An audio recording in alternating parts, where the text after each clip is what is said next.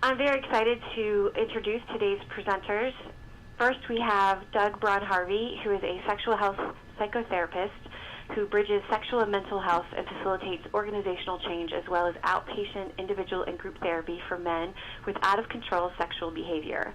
He is a national and international trainer bridging principles of sexual health within drug and alcohol treatment, mental health care, group psychotherapy, HIV prevention and treatment, and child maltreatment. He is also an author of Sexual Health and Recovery, Professional Counselor's Manual, and Sexual Health in Drug and Alcohol Treatment Group Facilitators Manual. The 2011 Sexual Intelligence Award winner, 2011 President's Award recipient from the National Association of Lesbian and Gay Addiction Professionals, and the 2011 Society for the Scientific Study of Sexual Western Region Public Service Award for promoting sexual health awareness and providing intellectual framework for integrating sexology and chemical dependency. He's a licensed marriage and family therapist, certified group psychotherapist, and certified sex therapist. Our other presenter is Al Killen-Harvey, who is an LCSW and is the co-founder of the Harvey Institute, which is a training and consultation company whose mission is improving healthcare outcomes through integrating sexual health. For the past 21 years, Al has worked at the Chadwick Center for Children and Families at Rady Children's Hospital, where he currently serves as the lead trainer under 2 federally funded grants designed to improve trauma-informed care in child welfare and mental health systems across the U.S. Al is an LCSW and has worked for several decades in the field of trauma treatment. He serves as adjunct faculty member at California State University. He's a frequent presenter nationally and internationally on a wide variety of topics related to children, adolescents, as well as sexual identity and gender identity. He serves on the board of CAPSAC and is a consultant and trainer for UCLA's Rape Treatment Center in Santa Monica. He served as an expert witness for the United States Army in several same-sex sexual assault cases and is currently the co-chair of the NCTSN's Cultural Consortium for the National Child Traumatic Stress Network. And I'm going to hand over today's presentation to Al. Next slide, please. Thank you so much, Jennifer. And it's a real pleasure to be here and an honor to be here presenting on behalf of the National Child Traumatic Stress Network. As you heard from my biography, the area of child abuse, child trauma, child neglect, and hopefully over time child resilience is something that I'm incredibly passionate about, as I am passionate also about issues related to sexual orientation and gender identity, and now a newfound passion related to sexual health. So to have the opportunity to talk about all 3 subject matters in one webinar is truly an exciting and opportunity for me today, and I'm looking forward to sharing that information with you. I think what's exciting, this is Doug, I think what's exciting for the 2 of us is we come to this webinar from different paths, yet here we are in the same room right now at this time. I really come from a private practice, and I worked with the LGBTQ population in my private practice for 30 years, and began to specialize in the work of applying sexual health principles to not only LGBTQ, but really integrating sexual health into a wide range of mental health services. And it is through this invitation that we've really looked at integrating my path and Al's path into combining trauma, LGBTQ issues, and sexual health. So we've had different journeys, and I think in some ways that represents what we're here to talk about as well. A couple of things as we begin. We are going to try very hard not to use a lot of acronyms, even though we've already done one. So LGBTQ, for those that may not be familiar, stands for lesbian, gay, bisexual, transgender, and the Q can stand for either queer or questioning, depending on the circumstance and the context in which it's used. In the future, if we use any other acronyms, we will try to make sure that we explain what those are as well. If we goof, feel free to type in a question to Jennifer, and we'll make sure that we clarify that. We do have a PowerPoint presentation, which we will be generally following, but we may periodically interrupt each other to add a comment or a question or an observation as we move along. It's part of the way that Doug and I tend to present with one another. We have somewhat of a structured style, but somewhat of an informal style as well, and we hope that that makes for a somewhat more interesting presentation as we move through. And just as an aside, for both of us, we're having to sit in chairs talking with you. If we were in a conference room, we'd be walking around, you'd be turning your head, we would be moving around the room. So for us, this is a bit of a different way for us to kind of convey our training to you. You're getting off easy today because we'd be making you do a lot more of the work if we were in the room with you. So take advantage of that opportunity right now. So let's go to the next slide and really just talk about our hypothesis. We really believe that the integrating of sexual health principles, and you'll know what that means by the end of today's discussion, what we mean by sexual health principles. We believe the integration of sexual health principles and sexual health conversations, which is another thing we're going to be speaking to you today about, the ability for professionals to understand principles of sexual health and integrate those principles within their conversations in whatever professional setting they're in. We, in particular, for the topic of today, believe that will decrease barriers to care for LGBTQ youth. And we know there are many barriers to care for LGBTQ youth, and we'll be speaking to those specifically around how the principles of sexual health are really assets to reducing those barriers to care, not just for the youth, but also their families and their trauma treatment communities, which is really who we're speaking to today. Next slide, please. So what we'd like to do today is to better prepare you as professionals to integrate these sexual health principles into your psychotherapy, into your agency. We'll be talking about sexual health from several different levels. At a micro level, what a sexual health conversation looks like between two individuals or multiple individuals that are engaged in that conversation or considering that path. We're going to talk about sexual health as it relates at an organizational level within supervision and support within an organization. What does sexual health look like? We want to be prepared for that. We want to look at it at a macro level. How is sexual health integrated into overall policies of organizations and agencies? And at an even bigger macro level, how can sexual health be integrated into our laws and at both a state and a federal level? So preparation, however, is the key. And in preparing to have a sexual health conversation and preparing to approach the concept of sexual health, there's really three very key components. It's the individual's comfort, knowledge, and ability. And we're going to speak to all three of those. And they are very separate and distinct. And some individuals possess perhaps one of those, or maybe two of those, but not necessarily three. And in the ideal situation, somebody has all three. So because I may be comfortable around this area, which oftentimes is very deceptive, people think that the most comfortable person around sex and sexuality is actually the person who's most informed, and that's not necessarily always true. And sometimes the person that's most informed isn't necessarily comfortable talking about it, but they have the knowledge base.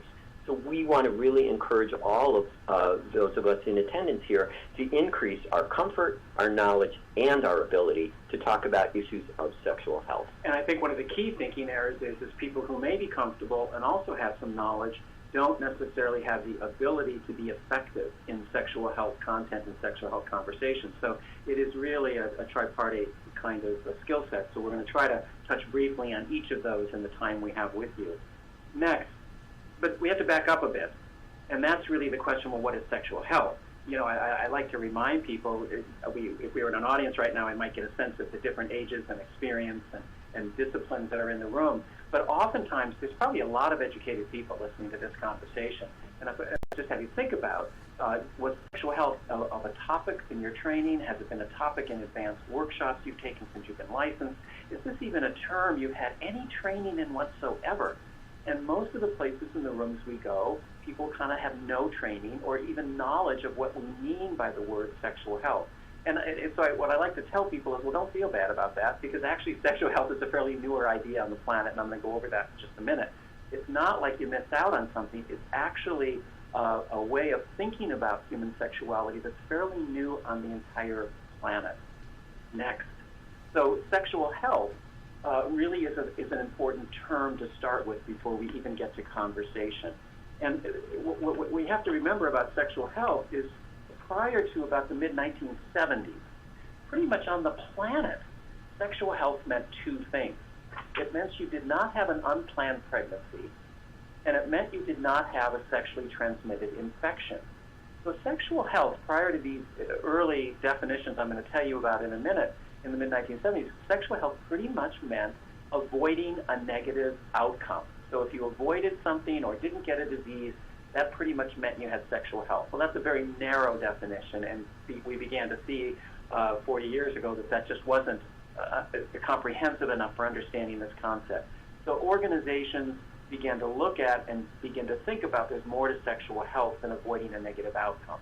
Next. First is the World Health Organization in the mid-'70s. We're really the first international body that stepped forward. And what the World Health Organization began to look at, first of all, was, what does it mean to be healthy? What does it mean to be a healthy person? And it usually used to mean you had mental health, physical health, and some sort of existential or spiritual or sense of meaning in life. And those were the three dimensions of health. And the World Health Organization, next, what should be appearing on your screen is the word sexual now. What that really means is the World Health Organization really stepped forward and said, now there's a fourth pillar of human health, and it's sexual health. And this is so important, I think, particularly for the community we're speaking here today. This doesn't mean adults. This means that every stage of human development, spiritual, mental, physical, and sexual health is essential to the full health and robust well-being of children, teenagers, and adults. And so, we're really going to be speaking about this health dimension of sexual health, particularly as it pertains to youth and particularly LGBTQ youth. Next. So what we now have to go forward from here is that sexual health is an inextricable element of human health. This is a very important statement on the planet and a very important statement for us and anybody involving healthcare with human beings, is that we know we have to attend to their sexual health. It is essential to understanding their overall health. It is not something that can be set aside and expect well-rounded health outcomes. I want to add to that for those that may be joining us that come from a child welfare background, terminology that you're most familiar with, which is that one of your components is looking at overall well-being for kids in care. And so this is one way to tie that to our conversation. To have overall well-being, one must meet these sort of criteria around overall health, which includes spiritual, mental, physical, and now sexual health. So that's part of a child's overall well-being. So next, you now should see a slide with the World Health Organization insignia on it. It says 2006.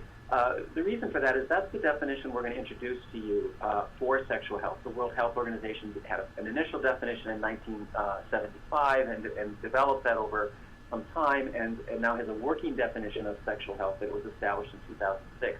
There's many other bodies and organizations that have developed definitions of sexual health. There's like 30 to 40 right now that kind of are, ways in which people comprehend and understand this concept. The reason we use the World Health Organization's definition, first of all, it's an international definition. They've had to kind of conceptualize the idea of sexual health from an international perspective, different cultures, languages, religions, perspectives, laws. And so I think the definition has elements that are essential in all definitions of sexual health. Now, and most importantly, just as an aside, the Center for Disease Control, right here in our own government, has more recently established a definition of sexual health in 2011. Now, we do not use the Center for Disease Control definition in our training because the Center for Disease Control removed the word pleasure from their definition of sexual health, and you'll see why that's an essential omission that I think it reflects the various kinds of attitudes and kind of polarizing feelings that can arise when talking about sexuality and sexual health. And even the language we use can reflect that. So we're going to use the World Health Organization definition of sexual health. Next slide.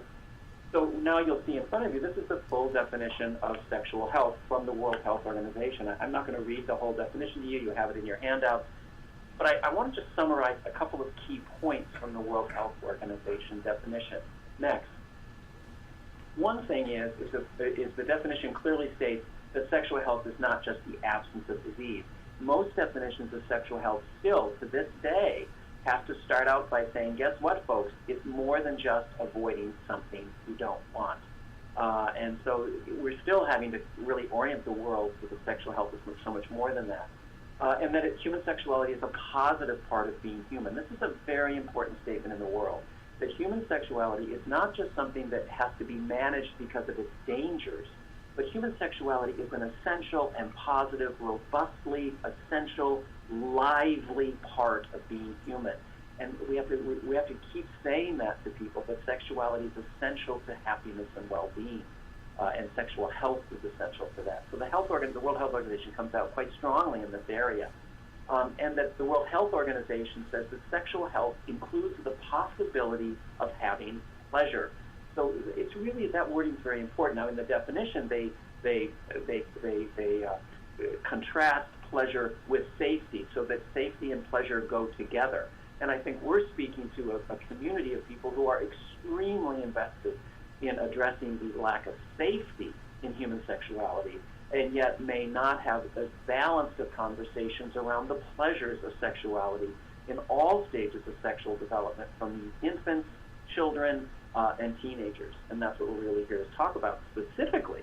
Think about the controversy as we go forward of the controversies of pleasure and safety when it comes to same-sex activity amongst youth and children. The last thing is protecting sexual rights. We're going to talk specifically about two sexual rights, but I just want to introduce the idea that sexual rights is an essential part of sexual health. Next slide. The World Association of Sexual Health has established 16 sexual rights. You can Google sexual rights, World Association of Sexual Health, and see 16 of them. We're not going to go over that. The link is on your slide. What we're going to talk about is two sexual health rights. And the first one is the right to information. Basically, that everyone should have access to scientifically accurate and understandable information. Now, we may think, well, how is it that it has to be a right to have accurate information around sex? Next slide. You're looking now at a map of the United States, and the gray states are the states that we're going to speak to. The way sex education is done in the United States, funded by our federal government, is the federal government gives money to every state to distribute for its sex education. What's interesting is that the federal government does not require that the money spent on sex education in each state be medically or scientifically accurate. The federal government doesn't require this. So it's up to each state to determine if the sex education they fund has to meet a standard of medically accurate and scientifically accurate. The gray states in the map are the only states in the United States that their state laws require medically accurate sex education. As you can see, it's less than 15 states. This is really an important criteria to understand. If we're speaking to people around the country, you need to be aware that some youth that are coming to you for therapy may have, particularly teenagers, may have had sex education, and the sex education they received in their state was not required to meet the standard of medical accuracy. This can be quite a contentious issue for some people entering trauma treatment services, and we can maybe speak to some of those examples as we go later, particularly as it pertains to LGBTQ youth. Next slide. So to bring that more specifically to the population that we're talking about, there are currently 8 states that actually prohibit gay inclusive or sexual orientation neutral instruction, or require teachers to provide what in essence is anti-gay instruction. So this is, and at times, medically inaccurate information, and yet it is sanctioned within the state. This is one of the fundamental rights of sexual health, is the right to medically accurate information, and this is being denied to LGBTQ youth in several of our states in the United States. As the slide also points out, instructors in several states must emphasize HIV/AIDS is generally transmitted through homosexual activity, and heterosexual activity is the best way to ensure protection. That is actually medically inaccurate. Globally, HIV is transmitted by and large through heterosexual interaction, and heterosexuals, as we know, are as equally at risk for HIV. It is more about the practice that is involved than the orientation of the people involved. So here again is just an example of medically inaccurate information being disseminated to our youth and the risk levels that it places them on. Next slide, please. There is a study that was shown that LGBTQ students who attended schools with sexual education specifically designed for LGBTQ youth had the following results. They had less sexual activity reported recently, had fewer sexual partners, and reported less substance abuse. So higher positive sexual outcomes as a result of information and education that is specifically designed for LGBTQ youth. This is really, really important. This is the new level of understanding that we need to bring to providing our youth with information and education around sex and sexuality, that unless it is tailored to who they are and what they're involved with, it often gets lost. We oftentimes bring this sort of more advanced, more complex sort of understanding to our teachings of sex and sexuality and assume that kids will be able to connect the dots. Well, kids don't always connect the dots. If it's not right in front of me, if it's not happening to me right now, I don't make any other assumption about it. So if I get sex and sexuality education that doesn't specifically talk about the very behaviors and activities that I'm involved in, you can't assume that I can make the translation from heterosexual activity to gay or lesbian activity and therefore protect myself. So we really encourage when talking about these issues that it has to be specific. So let me give an anecdote to that. What I think of is if somebody doesn't learn through one avenue, they'll learn through another. So I think a way to think about what Al just said is, well, the youth, if the dots aren't connected to them cognitively through an education experience, they'll become an experiential learner, and they'll just go out and learn through experience. That might be viewing sexual imagery. It might be going out and being more open or vulnerable to a sexual interaction with a same-sex person out of trying to gain knowledge and information that is inaccessible in any other way and might be actually dangerous for them to try to seek out and acquire because of family attachment, their physical safety, or shunning and stigma in their community. So, it becomes hidden experiential learning when it's really about trying to learn. Next slide, please. So we've talked about one sexual health right, which is the right to medically accurate information. The World Association of Sex also recognizes another sexual health right in its 16, and that's recognizes that person's sexual orientation, gender identities, gender expression, and bodily diversities require human rights protection. So again, from a global sexual health point of view, this idea that sexual orientation and gender identity is a basic human right and it should be afforded the protections that all human beings have is built right into that sexual health right. And so I would invite anybody, who's listening to this to think about, that's a very macro global idea. Let's take it down to your agency and the clinical practice you provide. How is this human right protected in the patient populations you work with, systemically in your policies, in your training, in the kinds of clients you work with or refuse to work with? The rights really come down to a very local level around these macro ideas. So it's just a thought that I would invite you to sort of think about as you're sort of, just contemplating these notions in your workplace this morning. And I just had a thought while you were talking, Doug, about, you mentioned earlier that we've now recognized that sexual health is more than just the absence of sexual harm, and that we have to be explicit about that. And I think in some ways that is true at an organizational level around this particular sexual right that we're talking about as well. I think we need to go beyond just the idea that, okay, well, we're open to all clients. We get that. For this population of individuals, I think we need to make more of a proactive statement that says that. Is it mentioned in our mission statement? Is it stated? Is it clear in our forms and in our policies that we respect the rights and we welcome the service of clients, including all sexual orientations and gender identities? I think having that kind of proactive language needs to be there, particularly for this population of individuals that so much starts the process of interacting with us as professionals with a healthy and understandable degree of skepticism about whether or not you understand who they are, whether or not you validate their existence, whether or not you are a safe person or an agency. We have the onus of responsibility is on us, therefore, to make it clear that we understand, recognize, appreciate, and endorse their human right to be here as one of our clients. So if we go to the next slide, then I think it leads right into what Al was saying. Al's really asking us to look at what are the barriers to the kinds of sexual health conversations that are really important and essential for LGBTQ youth in care, in treatment, who are in some way involved in professionals attending to them because of violations of their safety and their boundary, sexual violations, physical violence. What are the barriers when these youth enter our care? Next slide. I think, first of all, we have to look at the barriers just to talk about sex and sexual health issues with youth in general.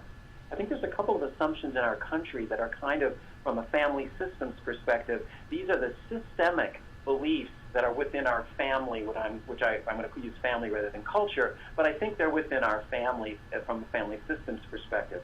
I think our system tends to carry notions that sexual development, knowledge, and experimentation starts out as inherently dangerous.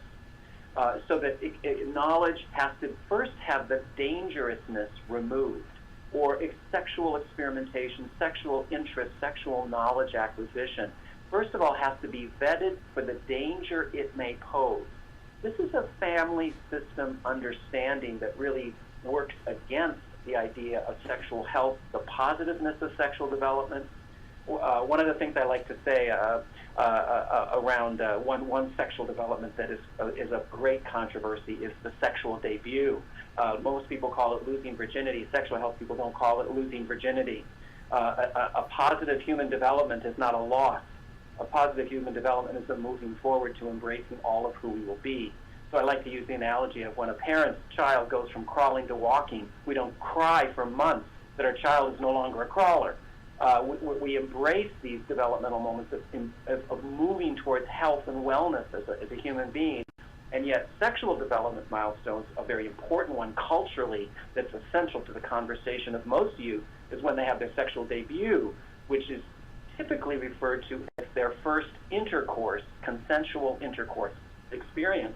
And of course, the conversation about that is always the focus of the dangers and risks associated with it.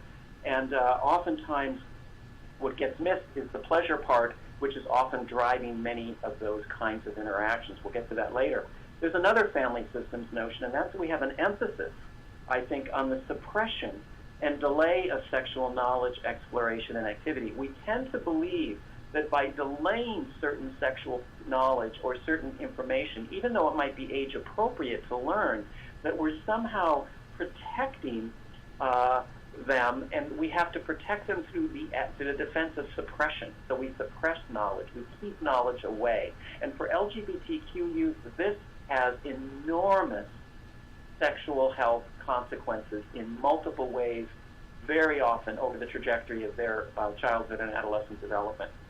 And the last thing I think our family system, and that may be even in the room today, is there may be fear about sexual health conversations actually causing harm or negative outcomes.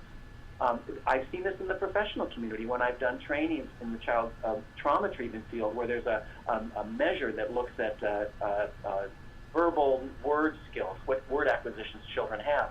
And it's a whole list of words that children may acquire between ages of whenever they start acquiring words to 5. I don't know the measure specifically. But when I looked at the measure, not one word on the measure was a sexual organ, genital, or body part. And I was stunned by that somebody would go into a sexual trauma treatment program. Those body parts have been violated, injured, hurt, maybe touched for the first time in a way that they should have not been touched yet by another. And the child isn't even expected to have the words to go with that experience in our assessment measures. And I think that reflects this idea that these very conversations can cause harm. And isn't that interesting that we might even avoid that conversation when the child's already experienced what I believe is one of the worst harms a child can have, is a violation of non-consensual and exploitive sex as a minor. So it's interesting how these family systems narratives carry such weight even in our clinical understanding of how to best help the youth we serve. And second, and then just two other things, specifically to LGBTQ youth, is I think is this discussion and discomfort of sharing same-sex, solo sex, we use that phrase rather than masturbation activity, but same-sex, solo sex, or other sex activity. There's just discomfort in describing and discussing this activity that children and youth engage in. And culturally, I think we engage in these conversations more confidently as adults when the conversation is about how the child's been harmed, not how the child was trying to experience pleasure knowledge or gain some sort of developmental milestone in their sexual development. We're much more comfortable talking about these experiences when it's about trauma, injury, and harm. And just to clarify, Doug, you're not saying that we shouldn't acknowledge that there are risks and consequences, particularly with non-consensual or exploited sex. It's just that, if I'm hearing you correctly, it feels like our conversations are out of balance, that that's all that they talk about, and we don't add the other components. Well, if you look historically, your field has done an amazing job of bringing the sexual trauma conversation to our world. 40 years ago, this conversation wasn't even happening. So your profession's done an amazing job of creating an awareness of that. However, the sexual health component has not kept pace with the development of sexual health notions and definitions on the planet that have kind of coincided with the development of the sexual trauma treatment field. Somehow this conversation still remains a rare opportunity, and here we are having this conversation. And of course, there's also a lot of lack of consensus around just what are sexual health visions for children and youth. We could go on and on and on about all the controversies around, what is a sexual health behavior, expression, developmental skill, knowledge for children. These are great controversies. And so this is another significant barrier to sexual health conversations, is we can't even agree what children should know or not know at certain ages. Next slide. So let's talk a little bit more about this concept of discomfort, because it is one of those three principles we talked about at the beginning that we need to kind of move through, that we need to have a comfort level in discussing this. But discomfort, because historically of how we've talked about sex or not, sex and sexuality, is clearly present. There, a phrase Doug often uses, which I have actually grown to really appreciate over time, is that oftentimes when we're talking about issues around sexual health or sex or sexuality, the least comfortable person in the room gets to control the conversation. I would really encourage folks to kind of listen for that in the future. When issues around sexual health or sex or sexuality come up, watch how everybody sort of pivots around who's the most uncomfortable, and we ratchet down the conversation so as to not push them beyond that level of comfort. So discomfort or comfort in talking about these issues is really fundamental. In trying to have a sexual health conversation with the youth, particularly the LGBTQ youth, they are going to be looking for and screening for our degree of comfort. Is this something that we really know and understand and are really okay talking about, or are we just sort of going through the motions? And if they sense that's happening, they're not going to go there with us as well. In fact, I back up one step. Are they not just looking for your comfort? I think more importantly, they're first looking for your discomfort. Mm-hmm. And if they sense that, if they sense a facial expression, a body posture, a breath sound, where your eyes go, that will be a barrier just in and of itself, because their safety depends on assessing where their allies are. Right. And they know that. So this is something I really encourage those of you that are supervisors. I really encourage you to bring this into your supervision as well. This is where we bring it into the organizational constructs also. How often do we talk with our clinicians about their issues around comfort in talking about sex and sexuality and sexual health? How comfortable are they? What information do they have? What knowledge do they have? How often have they actually said these words? How much have they practiced utilizing sexologically correct language? What comes up for them when they don't? And I think for supervisors, like in any issue in supervision, we need to be careful not to create from the beginning an expectation that they just will because the organization has decided to move forward, but to allow for those times when I'm not so comfortable doing it. So what came up for you with that particular client when an issue around sexual health arose? What was happening for you? What did you notice in yourself? What do you know about yourself that might help you understand that degree of discomfort that arose? And welcome the discomfort into the conversation. Sometimes we just give this idea of, well, you need to move beyond that because we want all our kids to feel comfortable. But we have to start with ourselves first. Where are we?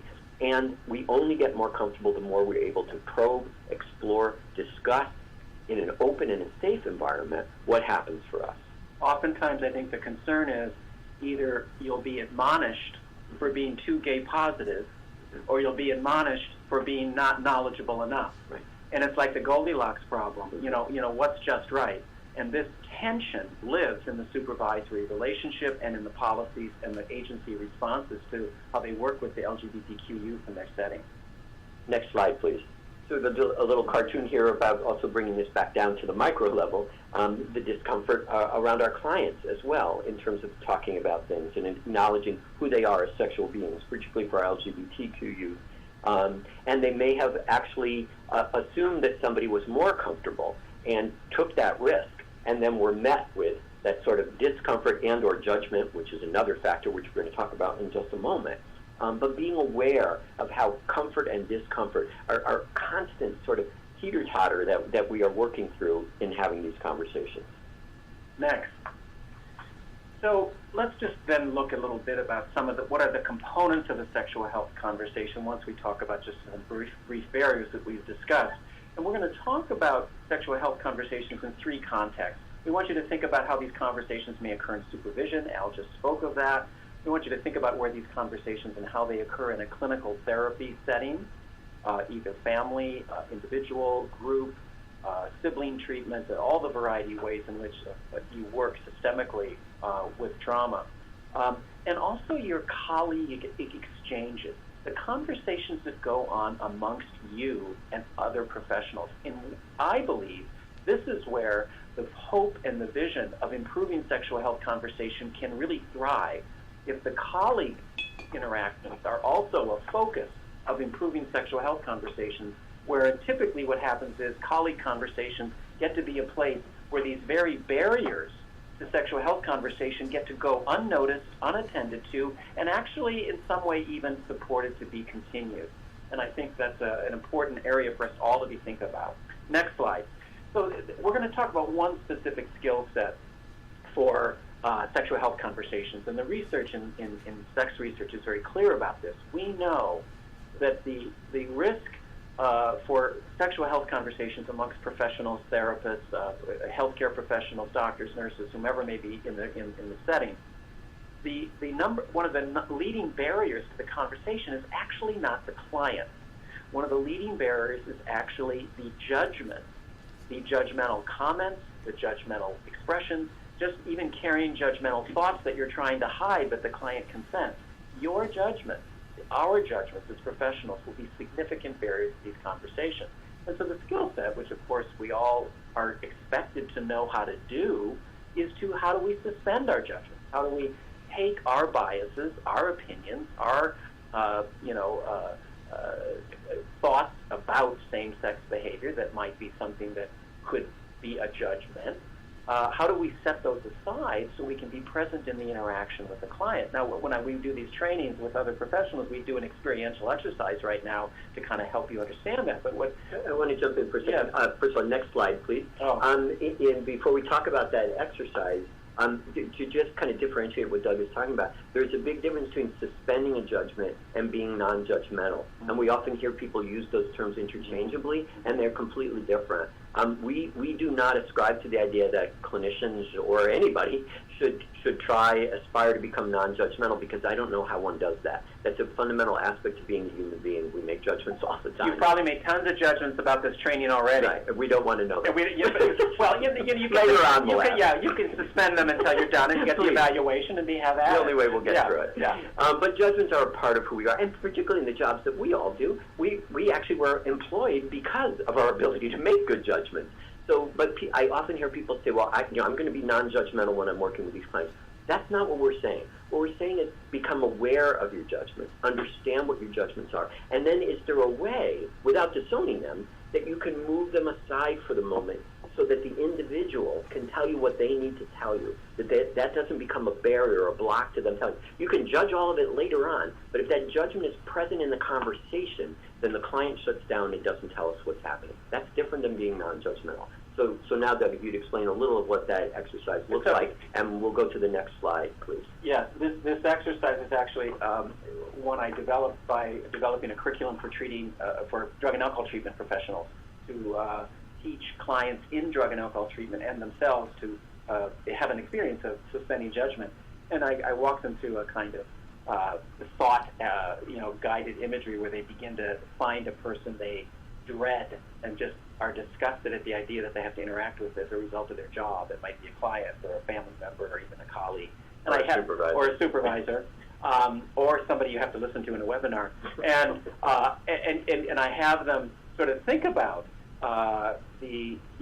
what is the judgment you're having about that person. So I kind of let them, not focus on the other person so much as but their own thoughts, and see if they can find that judgment. And this is the crucial exercise. When we have these strong reactions to a client, we have to be honest with ourselves. That's another sexual health principle, honesty. We have to be able to be honest with ourselves to find or mentalize that judgment into a thought.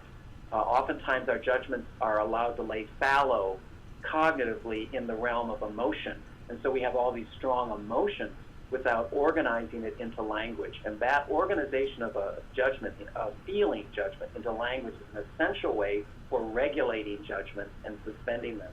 So the exercise helps them find this specific thought they have, and then I have a clothesline in the room with clothespins, and they all get up quietly with their folded judgment on a note card. Nobody sees it, and they all hang their judgments on the clothesline in the room. And those judgments are being suspended in the room the entire training. And we use that metaphor of suspending judgments throughout the training.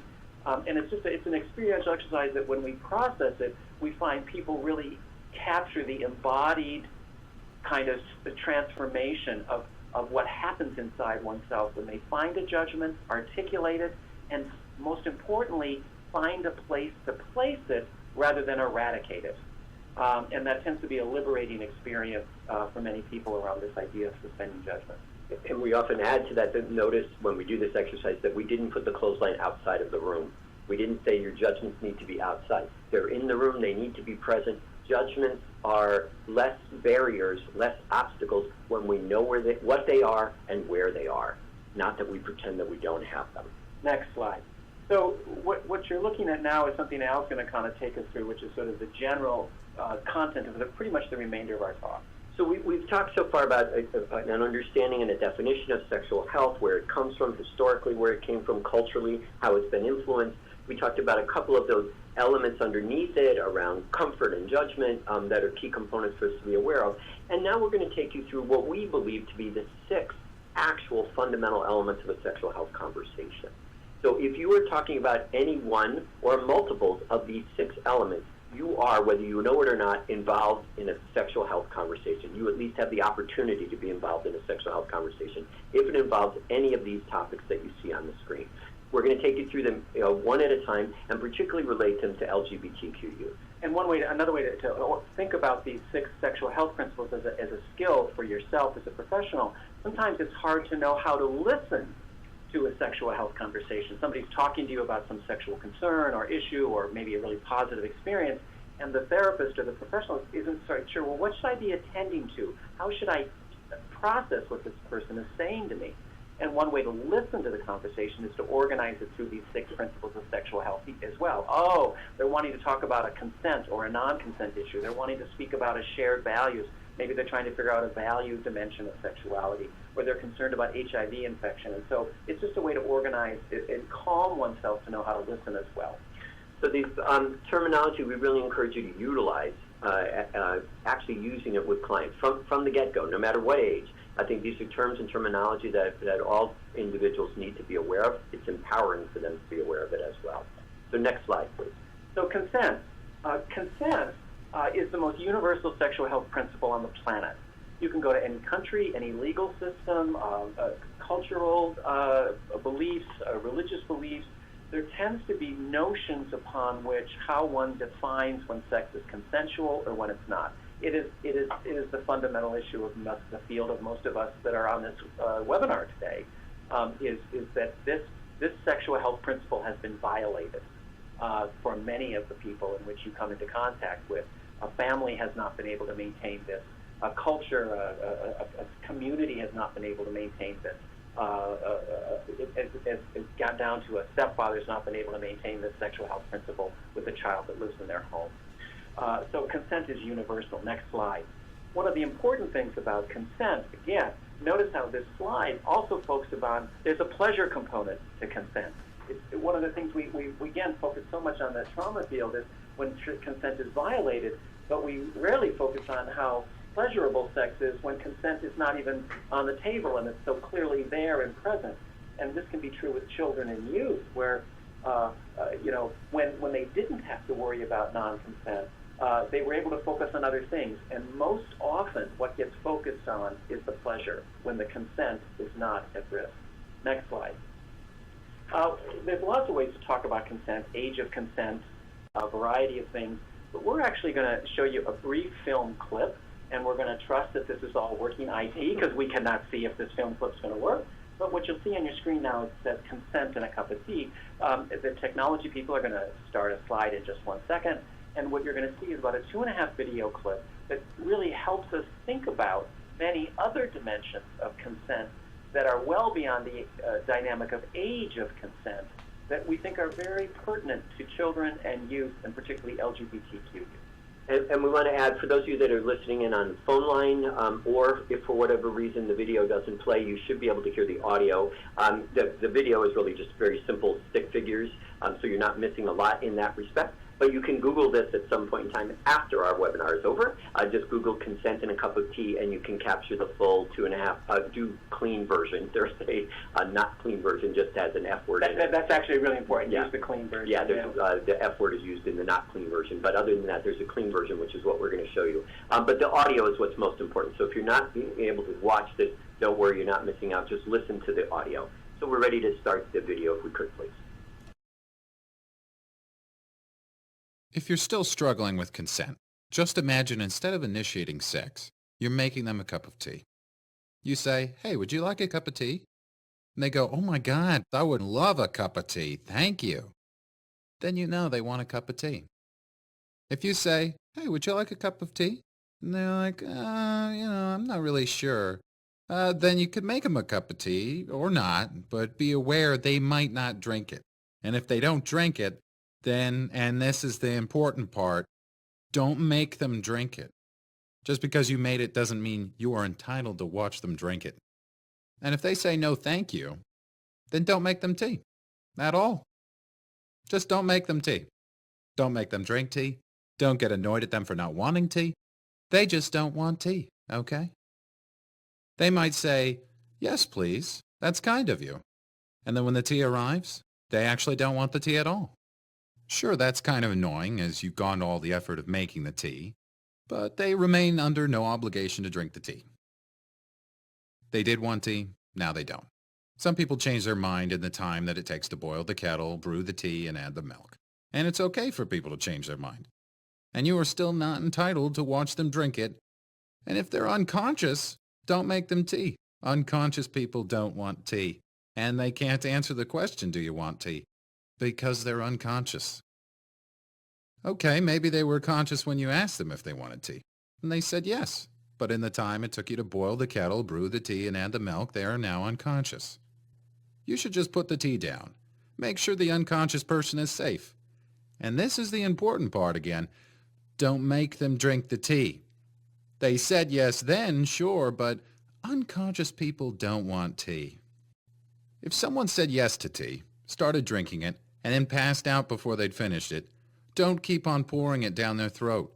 Take the tea away. Make sure they're safe, because unconscious people don't want tea. Trust me on this. If someone said yes to tea around your house last Saturday, that doesn't mean they want you to make them tea all the time. They don't want you to come around to their place unexpectedly and make them tea and force them to drink it going, "But you wanted tea last week." Or to wake up to find you pouring tea down their throat going, "But you wanted tea last night." But if you can understand how completely ludicrous it is to force people to have tea when they don't want tea, and you're able to understand when people don't want tea, then how hard is it to understand it when it comes to sex? Whether it's tea or sex, consent is everything. So and on that note, you can see how there's many creative ways in which to have a sexual health conversation about consent. But I want to emphasize one other consent sexual health conversation that I think was very important. Next slide, please. For the first time in my awareness, we had the President of the United States have a sexual health conversation with the nation about consent. And I love the quote that is directly from our president saying that if a woman, or a man for that matter, notice how wonderful it is that he included both genders, often missing from consent conversations, without his or her knowledge, a drug, and then have sex with that person without consent. He used the word consent. Bravo. That's rape. And I think this country, any civilized country, should have no tolerance of rape. I don't recall many presidents having such accurate sexual health language, clear and concise understandings of consent as a sexual health principle, and saying that it's a standard in which our country, and in fact the planet as a civilized world, needs to sustain. Very powerful statement. And I think in our field, what we do is we have really kind of co-opted legal terminology, and we have to because of the nature many times of what we're talking about. But I think at the expense of using sexual health language. So when I'm working with an LGBTQ youth that may have been a victim of sexual abuse or sexual assault or rape, oftentimes I've found myself in the past using that terminology. Now I really shifted to, while acknowledging from a legal point of view that's what happened, from a sexual health point of view, encouraging them to talk about what was it like to be involved in an experience that was non-consensual, that you didn't agree to, that you didn't have the capacity to understand what was happening. I want them to understand this concept of consent. The more they can understand that, the more empowering that it is for them to move forward. Understanding that I'm a victim of sexual assault, okay, that's a fact, but what do I do with that? Understanding that I was involved in something that was non-consensual, and that I now understand that it is important in any healthy sexual relationship moving forward that consent be crucial. How do I verbalize? How do I check out? How do I make sure that my partner and I are consenting to what's going on? So a fundamental language skill that I've had to acquire over time. And LGBTQ youth are very susceptible to not really understanding that consent was all that important. We've not given them that message yet. They don't necessarily realize that they have the right to say, no, this is not okay for me. Yes, I'm curious about it, but I'm not quite sure that I want to go that far with you. So using the term consent is really, really important. From a psychological perspective, I think it's unreasonable sometimes to expect a human being to know how to navigate a boundary of consent and represent that and say this is not okay for me, when culturally their environment may say their very existence is not something the community wants to consent to or even wants around. And so this is where the LGBTQs are particularly more vulnerable to the non-consent sexual health violation because of those positions in which they're, stigmatized so harshly just for existing, period. Next slide. Non-exploitive, this often gets confused with consent. In this community, I'm sure you have a much better sense of these distinctions, but for many therapists, the distinction between consent and exploitation isn't necessarily intuitively clear to them. And what we really like to emphasize with youth around non-exploitive sex as a sexual health principle is this idea of somebody who may have power over you, somebody who wants something that you want, somebody who has some sort of it might be drugs, it might be a place to sleep because they're in danger, it might be being cared for in a way that other people in their family don't care for them. For LGBTQ youth, it might be the power of, I have information about what it's like to live as a lesbian or a gay person. I know what this is like. I have information. And that power differential sometimes will be exploited by gaining access to sex with the person who's not in power. I'll give you that knowledge. I'll give you that safe place. Even if it's a developmentally delayed child, I'll be your friend. But the negotiated agreement is in exchange for a sexual activity. And that's the exploitive part. It's a power differential. And oftentimes LGBTQ youth confuse exploitation with consent, that I gave permission or I wanted it, and miss the exploitive component. And the exploitation can also revolve around being outed. I'll out you. I'll let other people know that you were even interested in this unless you have sex with me. Next slide. You can imagine the sort of shame that goes with all of that, and the double bind that one is now put in. I was curious. I may have consented, whether I have legal capacity or not, but from an emotional point of view, I may have agreed to it. But then all of a sudden I decided I wanted to step back. I didn't want to go any farther with this sexual interaction. But the individual now says, whoops, you've gone this far. Unless you complete it, I'm going to let people know that you were interested from that point forward, that you wanted this, that you're gay, that you're lesbian, that you're whatever terminology they want to put on it at that point in time. So using that kind of power differential as a way to exploit LGBTQ youth oftentimes does happen. Next slide. Honesty is a really important sexual health principle There's many dimensions to it. We're going to speak specifically about honesty from a sexual health perspective with LGBTQ youth. And I think one of the first things that I think we're really struggling with around honesty as a culture is being honest with people about actually that there are LGBTQ people and they are always going to be a part of our society. And we have to be honest with people that we're not handling this part of youth professionally and as a culture very effectively. I think leveling with kids and saying, people just are sometimes not very happy that you're around. And that's not about you. That's not that there's something wrong with you. We just have to be honest with ourselves that as a culture, we're still in kind of early development around integrating this level of sexual orientation diversity and acknowledging it amongst children and youth. Next slide, please. And, we start even from birth with this. How many of us even assume that a newborn child will be anything but a heterosexual person throughout the entire course of their lifespan? We don't even have a vision for alternate ways of understanding one's sexual health and sexuality as they go on. Next slide. Honesty also involves being honest about one's health status, one's situation with their body. Now, what tends to happen, as you see in this slide, is that people are very anxious and concerned about being honest about some aspect of their sexual health. So once that's happening is they've delayed it or it gets discovered, and then comes the admonishing interaction. Well, you should have been honest 2 weeks ago. You should have been honest 3 years ago. And so the finding the decision to become honest becomes an allegation of being dishonest for a long time prior to that. And that makes the movement towards honesty a very complicated issue for LGBTQ youth. Next slide.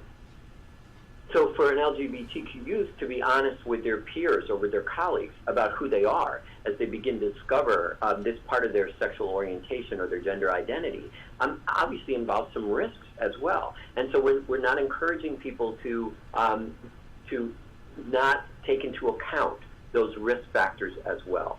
But over time, as an aspiration, as a goal to set for oneself in terms of being comfortable, fully integrated around my emotional, physical, and sexual health, that will require that I be honest with those around me. So the sexual health conversation skill, there's many, but this is just one I want to emphasize. And it's a skill that's so easy to do once you're clear about providing it. And it also gives the therapist or the professional in whatever setting a moment to gather themselves, maybe manage their judgments, manage their emotional reactivity by just having this sentence at hand. And it's when a youth or a child comes forward with anything about same-sex behavior, fantasies, interests, crushes, whatever it may be, here is a sentence you have available to you. Thank you for being honest with me. When we do research on adolescents in particular and the expectations they have of an adult or a person in authority, how they will respond when sexuality or sexual health issues are brought forward, the adolescents almost always predict the adult will be uncomfortable, anxious, angry, dismissive, or completely avoid the conversation. So they don't expect an adult or in some sort of a professional caregiver to be grateful for the honesty that the child has brought to them. Thank you for being honest. I appreciate you telling me that. Even slowing it down to ask them, what made you decide to tell me this? That honesty, by focusing on that in the moment, in a here and now conversation, can be a very rewarding experience for youth and may encourage them to engage in future sexual health conversations with people other than yourself. Next slide. So I'm going to interject here. We're at the hour mark. We're going for another half hour, but in about 15 minutes we will be taking questions. So I encourage you, if questions have already come up, to please send those in. You were given instructions earlier how to submit those questions, and we will be getting to those in a few minutes. So shared values is a bit more of the abstract perspectives on sexual health. But from an adolescent perspective, and what we mean by shared values is that, first of all, sex and sexual activity always has meaning. It's what really separates our sexual interactions as humans within other mammals, is that we reflect on the meaning of a sexual interaction or contact with another person or even with ourselves.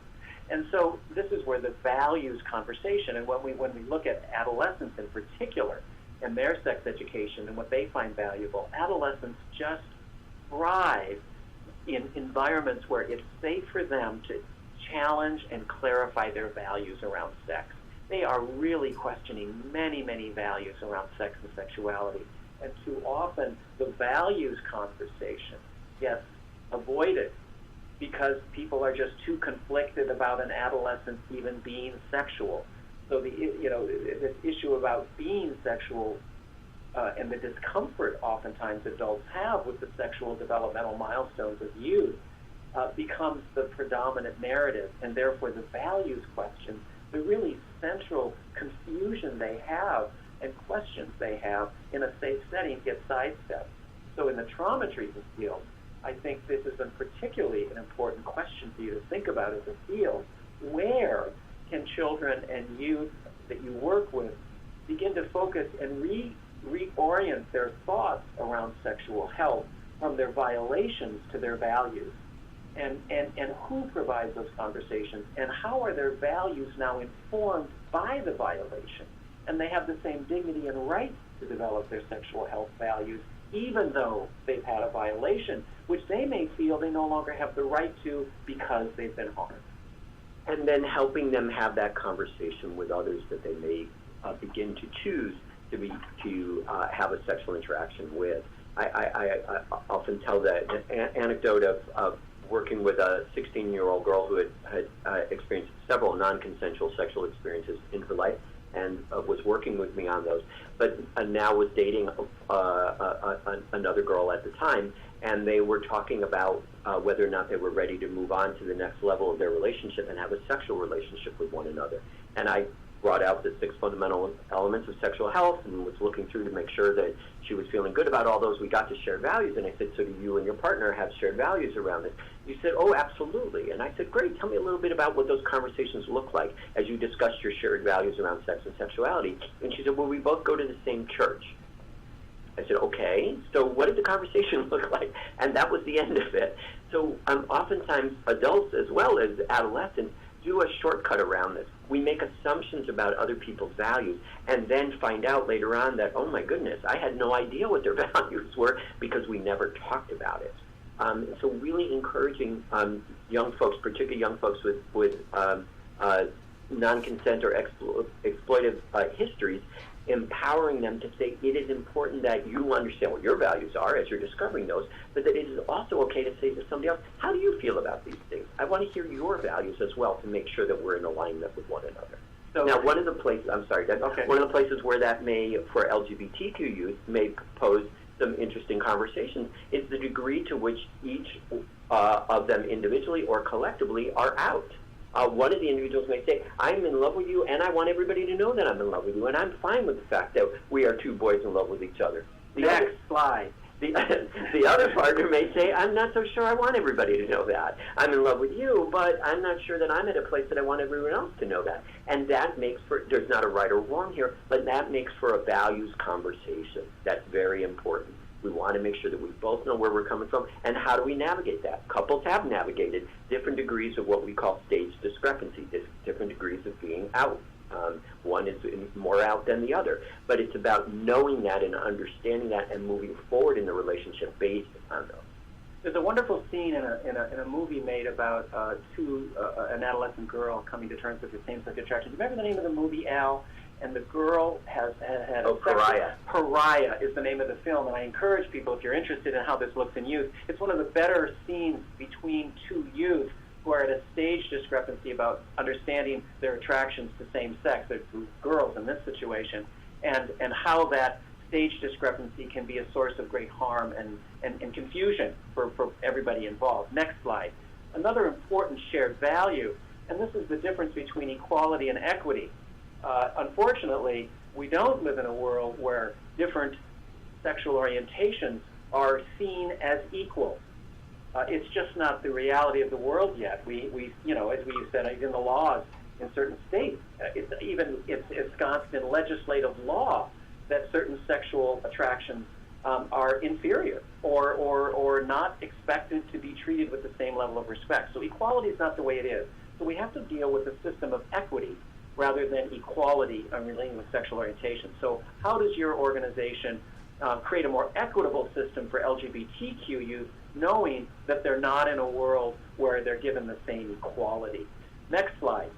We also know from a knowledge perspective that different people value sexual knowledge differently. So here's an example of a 10th grade biology teacher who almost lost his job because he used sexually accurate and scientifically, biologically accurate information to educate the youth in his classroom, 10th graders, by using the actual word for a part of a female anatomy, vagina, and that he actually talked about a human biophysiological response called orgasm and talked people through what the human body goes through in that experience. And he almost lost his job for describing that kind of accurate information to youth in a biology course. And I'd refer us all back to our earlier slide where we have 8 states in the United States where sex education can't include anything that acknowledges, recognizes, or in any positive way acknowledges same-sex sexual relationships. So again, that's a difference in our values and the conflict around our shared values as a society and the risk factors for LGBTQ youth when they are not getting that information. So a sexual health conversation skill is just to acknowledge and be open with people. Oh, it sounds like we have a values difference. And not to condemn people's values or yours are superior. It just looks like we have some different values. They're not shared values. Next slide. We're going to talk briefly about 2 issues specific to sexual health around STIs and HIV and pregnancy. And Al's going to walk us through the first, which I think is a very important sexual health piece of information specific to this population of LGBTQ youth around HIV prevention. Next slide, please. So just a little bit of research. LGBTQ youth who said they experienced family rejection during their childhood were 3.4 times more likely to have had unprotected sex than youth who did not experience family rejection. This is based on some work done by Caitlin Ryan and the Family Acceptance Project, which did some really seminal work around this arena. But look already at the risk factor for LGBTQ youth involved in non-protected sexual interaction, and that's a direct result of family rejection or perceived family rejection on behalf of the individual. Next slide, please. I want to introduce to you, and we find as Doug and I do this presentation all across the country, that many people are not familiar with what's on the screen right now. There is a process and a medication, a process called PrEP, pre-exposure prophylactic, and a medication currently called Truvada. We are not associated with any medical pharmaceutical company, so I want to put that caveat out there. I just want people to be aware of something that's out there as part of a conversation that should be happening. What PrEP is it is a medication now that can be taken by somebody who is HIV negative, who knows their status as negative, and if taken daily, it is a daily medication, has been shown to be highly effective in preventing the transmission of HIV. So one can be involved in very high-risk behaviors, intravenous drug use, anal intercourse. Receptive anal intercourse. The partner ejaculating inside them. Correct. But if one is taking, the medication is called Truvada as part of the PrEP process, if one is taking that every single day, the research has shown no transmission of the virus if the protocol is followed. This is relatively new. The medication has been used for a long, long time for people that were HIV positive as a way to help them suppress the virus. They've now discovered that it is also possible to use it for people that are HIV negative. Next slide, please. So it is important for our youth to now know that there may be another tool that is available to them in terms of keeping themselves safe from HIV. Up till now, that has relied strictly on the behavioral, which is to use a condom. We know from our studies that that has not been highly effective. The condom itself is effective. The practice of remembering to put it on, particularly remember to put it on during the course of time when emotions are running high, has not been so effective. PrEP does not revolve around that emotional sort of vulnerability as long as somebody takes the pill every single day. Some recent research in the Journal of Sex Research just came out this month shows that actually the reason people are not putting on condoms has more to do with a competing motivation to the condom in the moment. not that people are impulsively incapable of regulating themselves. What's really happening is another motive is taking precedence in the moment over the protection motive. And oftentimes that's affiliation, safety, connection, knowledge, or fear of rejection. And so, this is where PrEP really helps mitigate the infection while the person doesn't suffer the consequences of an HIV infection because they've made in a split second a competing motivation decision that'll have long-term consequences. Next slide, please. So we really wanted to just introduce this. Again, we're not prescribing, we're not suggesting. We just want people to know that there are other options there, and that we encourage for those of you that may not be aware of HIV statistics in the nation right now, over the past 10 plus years, rates of HIV have somewhat stabilized in the United States, except for one population, and that's males who have sex with males, what's called MSM in the world, males who have sex with males between the ages of 14 to 24, and in particular, males of color, so African American, Latino, boys and men having sex with other boys and men. That population, the HIV rates continue to escalate. Next slide. And again, we believe that part of that is because they're not getting medically accurate information. Part of it is because of a sense of marginalization that at times puts individuals in situations where maybe they don't believe that they have the right to express what's safe for them and what's not. So introducing PrEP for this population of individuals is really, really important and literally life-saving. Next slide, please. Now we're moving to pregnancy. Yep. So briefly, we're going to talk about a study done in Colorado a few years back, which has, I think, significant importance for youth and pregnancy. First of all, what's important is a recent study in New York showed that actually unplanned teen pregnancy is much higher among youth who identify as lesbian or bisexual. In fact, they're 2 to 7 times greater at risk for unplanned pregnancy than their heterosexual counterparts. This is very important information to know, that many times people assume an LGBTQ youth is not at greater risk for teen pregnancy when the studies actually show they are. If you're interested in the study, it's there on your slide. I won't go into the details about it. But this is another example of why sex research is so important, and this knowledge is so important in understanding and informing our clinical intervention. So if we go to our next slide, we'll see that long-acting birth control is giving American women more say over when and with whom they have children. What we mean by long-acting, LARC, L-A-R-C, long-acting removable contraceptives, are now the #1 recommended contraception when girls, young women, and other women present for contraceptive counseling. Is the first recommended now is the IUD. It's really shown to be the most effective, and particularly for youth, why this is important, the 14 to 24-year-old age group, is that it doesn't require a kind of significant behavior change once the IUD has been put into the cervix. So IUDs are very important to know about, and we know that about half of the 6.6 million pregnancies in the United States are unintended. So the Colorado study, what they did is they gave away free IUDs for a couple of years to youth, young girls in the state of Colorado, and they were medically able to have the IUD placed inside their body at no cost.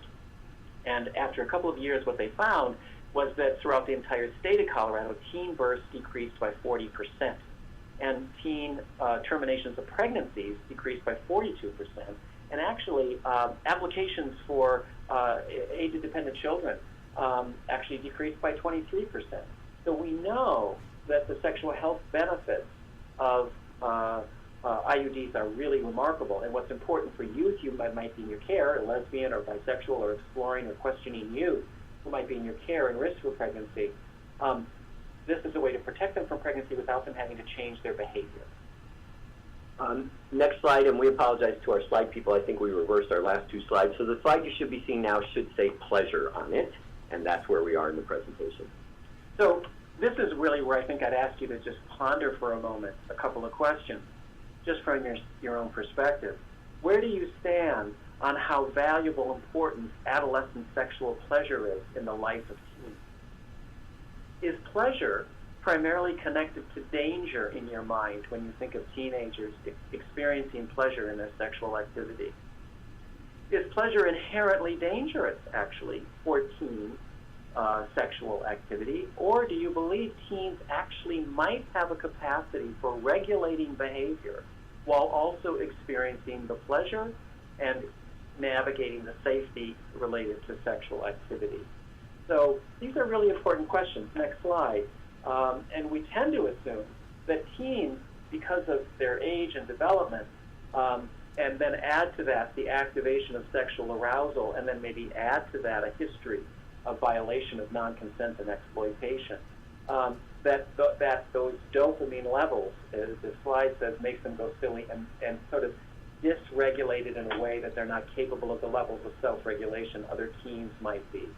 And of course, add to that LGBTQ youth, and there's a real sense of, how do people believe that an LGBTQ youth also deserves sexual pleasure in their sexual activity rather than just focusing on the dangers or risks of safety, physical safety, safety and risk from infection. The dangers get so focused on with LGBTQ youth that we forget that what's driving many of their experimentation and wanting to develop their better sense of themselves as an LGBTQ person is because it's also an enormously pleasurable way to live as a human being when you move towards a greater sense of who you are rather than suppress who you are. Just a reminder again, if there's any questions, please feel free to submit those right now. So pleasure, Next slide. Pleasure really comes into play when we look at attitudes of solo sex and masturbation. This is sort of a tongue-in-cheek slide, but we really know that the primary sexual activity of youth by far is solo sex. It's the most frequent sexual activity of all humans on the planet, and it's by far the most frequent sexual activity of youth. How you tend to discover alternate attractions other than heterosexual, and a way they oftentimes first experience their same-sex attractions is through fantasy or imagery that's paired with masturbation and self-stimulation. And so oftentimes that's the pleasure component that has helped them understand who they are as a person oriented towards same-sex.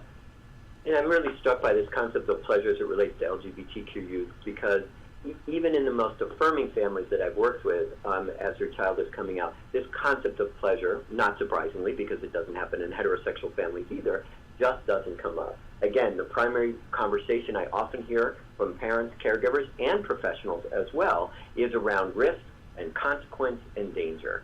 And that's what we continue to bring up once we realize that the children, the adolescents that we're talking with have begun to engage in sex and sexuality and sexual experiences and activities.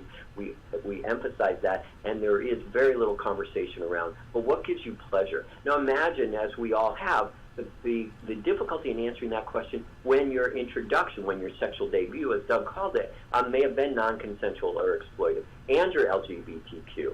And so you've got all of these forces kind of marshaled against you about all the risk, all the harm, all the emotional kind of damage that can be caused around sex and sexuality. Asking an individual like that, what gives you pleasure sexually, can be a real mind stumper. I never thought about that. I didn't know that sex could give me pleasure because I haven't experienced that yet. What do you mean it can be pleasurable? This is an integral part of where we move.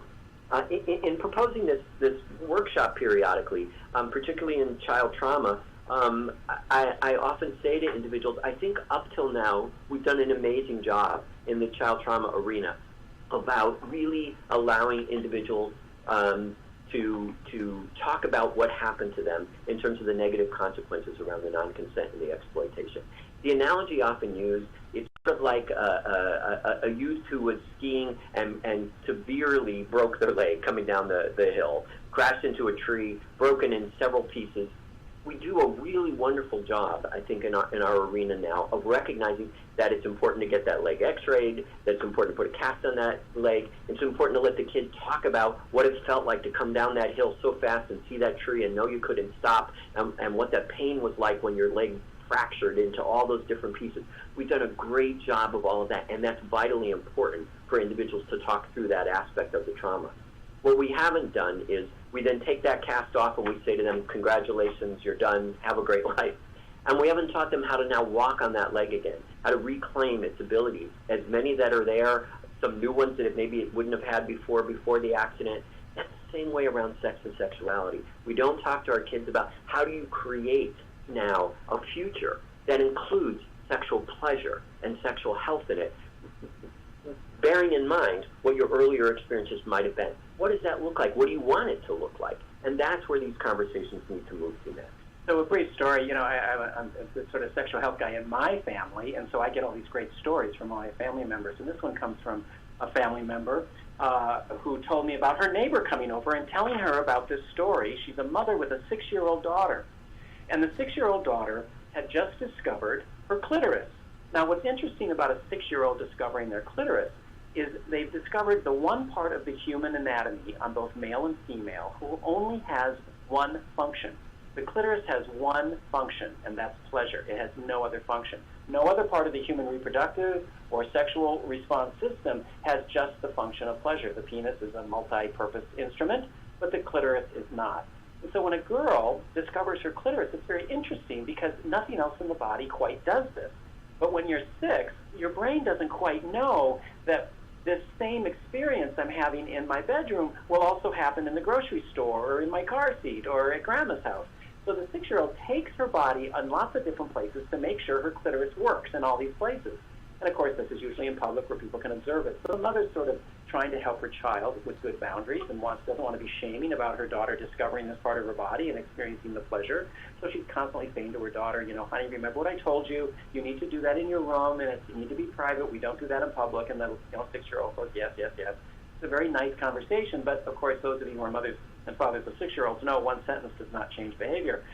So it's repeated over and over and over again that this is going on weeks at a time, and the daughter's getting a little frustrated with this. And then one day they're in the kitchen, and their daughter's discovering her clitoris works while her mother's making a cake, and her mother looks down and is upset and starts the conversation. Well, the daughter's not having it. Puts her hands on her hips, looks up at her mother, and in a very clear voice says, Mom, if you just tried it once, you'd know how good it feels. Now, even a 6-year-old knows that if you leave pleasure out of the sexual health conversation, you look uninformed and not knowledgeable about sex. So pleasure needs to be included in the conversation long before sexual pleasure is being engaged in with partners or in other kind of sexual activity. Next slide. So we've been talking about these 6 fundamental elements of a sexual health conversation. We really, again, encourage you to use that terminology, to use that language, to use it with your clients, to start encouraging your clients to use that language. Are they having these conversations with others, with their caregivers, with their partners as they are navigating this terrain? It can be so empowering for clients. We've had some clinicians who posted the 6 fundamental elements of sexual health. They've laminated it and put it in their office, which I think is really cool. And anytime some aspect related to any one of those comes up in a conversation, using it in your trauma narratives, encouraging our clients to use this terminology in their trauma narratives. That was an aspect of non-consent that happened there. That was an aspect where I was put at risk for HIV or pregnancy. Using that language can so empower our clients. We want to show you one other aspect of sexual health, just on a macro level. We talked again that we were going to talk at several levels. We want to show you, we're sort of proud in the state of California about what we've done around integrating sexual health into our school system. So next slide, please. So in our school system, as a new bill that was just passed and then signed by our governor, Governor Braun, this month, actually, part of it states that it affirmatively recognizes that people have different sexual orientations, and when discussing or providing examples of relationships and couples, shall be inclusive of same-sex relationships. That is now required in the state of California when you're talking about sex and sexuality within the school system. And there's a great quote there from our school superintendent, our statewide school superintendent, about how he sees this as a safety issue for our LGBTQ youth, that we're giving them medically accurate information, we're giving them information that recognizes their human right to exist, that validates who they are, and integrates it into a fuller, broader discussion of sex and sexuality. I think this is an example as well. State law could be seen as a parallel of supervision, and how supervisors bring these these notions to the conversation. And so just as our legislatures brought this conversation to sex education, supervisors need to bring their stances and organizational stances around integrating LGBTQ youth into their overall structure and expectations, not just in working with LGBTQ youth, but in all clinical services. Is the assumption of heterosexuality made in all conversations clinically, unless the youth exhibits evidence of a same-sex attraction, when actually this from an education perspective says we need to include this in the vision of sexuality for all people, because we can't assume we know that someone will remain or always be heterosexual at any time just because we happen to have been in therapy when they're 8 or when they're 11. Next slide, please. So as we wrap up with just a couple of minutes that we have left, we realize that we've really just sort of skated the surface here of issues around sexual health and LGBTQ youth. A couple of things for me, and I'm going to do a little bit of shameless advertising, but I am a very proud member of both the Cultural Consortium, which is one committee in the National Child Traumatic Stress Network, and the Child Sexual Abuse Committee, another which is actually sponsoring this particular webinar today, and we are so grateful to the Child Sexual Abuse Committee for their vision and encouragement around this particular talk. Not very many organizations are having these kinds of conversations. So I really want to encourage all of you to access the National Child Traumatic Stress Network's website. Within that, you will have access to all of the committee work and what we call products, resources that we've been disseminating. And there are some great fact sheets around LGBTQ youth. There's a great video series that the Child Sexual Abuse Committee has been working on. First part is out. The second part will be out very shortly, in which you could actually listen to and hear LGBTQ youth talking about their own stories and experiences in being in both mental health care and medical care, and how they were responded to and what would have been different for them had there been a different response around safety issues and integration of sexual health. So the National Child Traumatic Stress Network has really made a firm commitment to adhere to the World Organization of Sex fundamental principles around sexual health, and has integrated LGBT principles into that. And I encourage you to take advantage of those resources that are there. So on behalf of the Harvey Institute and also my work at the Chadwick Center here as well, I again want to thank the NCTSN, but thank all of you for having an interest in this. There's contact information if there on that slide. If there were questions that came up that you either weren't comfortable asking or weren't able to actually fully form and now think of those later on, please get in touch with us, and we'd be happy to provide the answer if we can, or refer you to somebody else.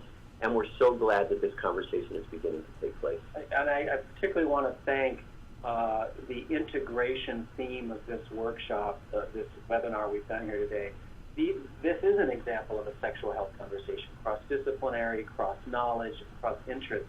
And without these conversations, the safety and well-being of LGBTQ youth would continue to be more at risk than other youth in your care. So please, thank you for being here, and thank you for taking the time to be in this conversation with us. And we want to particularly thank our technical people that have been so helpful, Jennifer and Alex. Thank you so much for making this all happen. So thank you guys so very much. You're most welcome, and I just want to compliment what Al and Doug were mentioning earlier. There are 4 other webinars in this speaker series that talk about different aspects of working with LGBTQ youth and their families, and highly encourage all of our participants to check those out when you have time. I'd also like to lend a very special thank you to Al and Doug for their thoughtful presentation today, and encourage everyone to follow up with the Harvey Institute if you do have other questions. I'd also like to thank each of you for joining us today and listening to today's presentation. Reminder to complete the post-presentation evaluation survey on the Learning Center, and this concludes today's webinar. Thank you.